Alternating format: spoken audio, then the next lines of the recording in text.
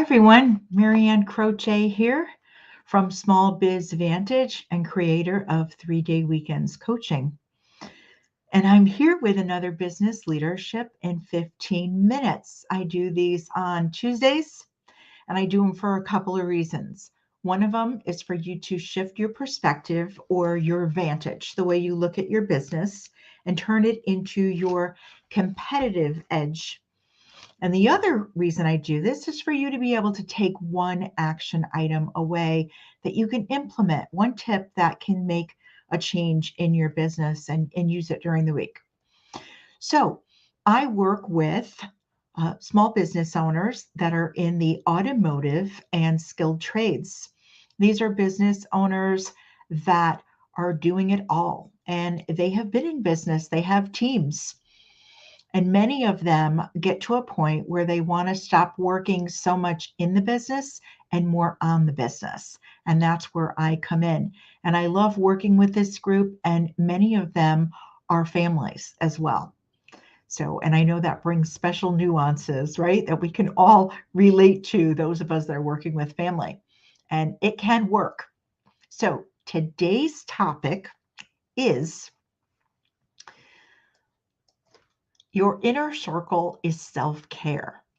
And I came up with this one because this is something that I see a lot. We talk about self-care, and as business owners, it's something that we think we're eventually going to get to because we have so much going on with our business. But self-care and your inner circle, those are the 5 people, right, that you spend the most time with. That is self-care. So I want to unpack this today and break it down for you. And if you find this valuable, please share it. Whether you're on live today, you jump on live, or you watch the replay. If you find this valuable, please share it with another business owner that you know. We can learn from each other and grow, right? So we all know that self-care is important. We understand it, we get it, we heard it so many times. But as an owner or a leader, how do you find that time?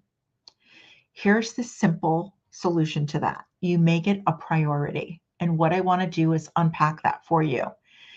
There were times in my life and in my career that I didn't make self-care a priority, and other times that I did. And for me, I can tell you that the evidence really proved to me that self-care was important. It was more important to my health, to my relationships, to my well-being than I could have ever imagined. So how many times have you had reasons for not being able to take better care of yourself? These reasons are really, when we think about it, excuses that we use to justify why we aren't putting ourselves first. And we have them all. I've used many of them myself. But these are the things that we really need to focus on. And these are 4 categories that I believe are really important to self-care. One of them is sleep. Getting enough sleep, feeling rested, clear-headed, and ready to start your day. It makes a huge impact. But how many times do business owners, just work so many hours a day that they really aren't getting enough of sleep and getting enough of rest? Exercise, move your body to get through not only the demands of work and life, but to have fun doing things you enjoy. Yes, we need to move. Yes, we need to keep ourselves active for our health and well-being at work. But what about for fun? And you can incorporate that into your day, into your routine as well. Eating regular meals and healthy meals, right? So eat regularly and then healthy, instead of just, going out and doing these quick stops or snacks, snacking all day long. Ditch the unhealthy choices for planned, quick, healthy meals and snacks that really do fuel you. You feel so much better when you eat a meal. And lastly, human connection. Connect with others to learn and share. It should be a give and take because I believe collaboration is key to personal and professional growth. Now, what I really want to focus on is this human connection. We've all heard, yes, it's true. Putting your mask on yourself first is best for all who depend on you. And I want to repeat that. Putting the oxygen mask on yourself is best for all who depend on you. So we really have to do that. It's not being selfish to take care of ourselves. It's actually being selfless. So let's dive a little bit deeper into human connection. As owners and leaders, it's often overlooked, but it can make a big impact on your business and a big impact personally. Jim Rohn, a businessman and renowned author of books on motivation, happiness, and leadership, he points out that each of us is the result of 5 people whom we spend the most time with. And when you think about it, we've heard that a lot. What he's focusing on is taking care of building that successful environment around you of people. So I call this environment your inner circle. So the best thing to do is assess your inner circle as it stands today. Who are the 5 people that you spend the most time with? And ask yourself these questions. Are they positive or negative people? Do you feel better or worse when around them? Do they fuel you or do they suck the energy out of you? So each of us, in part, is the result of those who have raised us and educated us. We are products of our interactions with the people that we've met in school, work, and in social settings. This all affects us. We can't always vet the people or screen the people. We don't always have that gate. But in some cases, we are forced to live, play, and work with someone that doesn't align with us. We don't feel aligned with them.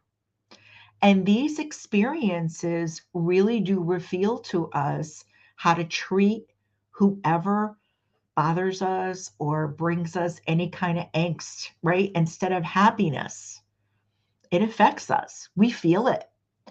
And the result of those interactions and all those experiences really do form us. So when we think about it, a lot of times we'll be saying things, well, this is just the way I am. And we can be very strong willed about something. But is that in our best interest? A lot of times it's the things that we were taught, it's the things that influenced us, the peoples that influenced us. Could be a coach if you were in sports, it could be a parent, a grandparent, it could be a teacher, could be someone in your school setting that had a huge impact on you and influenced you. So you started believing certain things. And then all of a sudden, you start acting on those beliefs. So you act a certain way and you say, this is the way I am. But the truth is that we have to really assess that inner circle because we really do have to understand that we are the result of every one of the people who influenced us. They have become part of our work-life journey. And a lot of times it's those little voices that pop up in our head saying that we think we can do something or maybe we can't do something. And it comes back from what influenced us. So this is why it's so important to include our inner circle in our self-care as part of taking care of yourself and surrounding yourself with people that really do energize you. They fuel you. You feel good around them. You feel good after being around them. And they really do have positivity. Now, I'm not saying it's all fluff. It's great because these people can keep you accountable as well. So we have to remember two things when creating this. We are conditioned by those who we surround ourselves with. We're definitely conditioned. I remember, in school, uh, parents and grandparents would say things like, "Who are you hang around with?"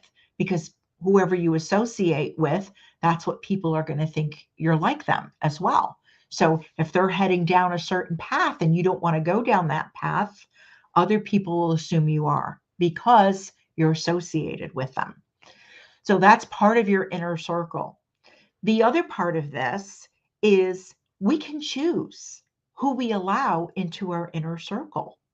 And I know sometimes many people will say, yeah, but I spend time with a lot of family and I spend time with friends or spend time with people at work, and maybe they're not the best influence.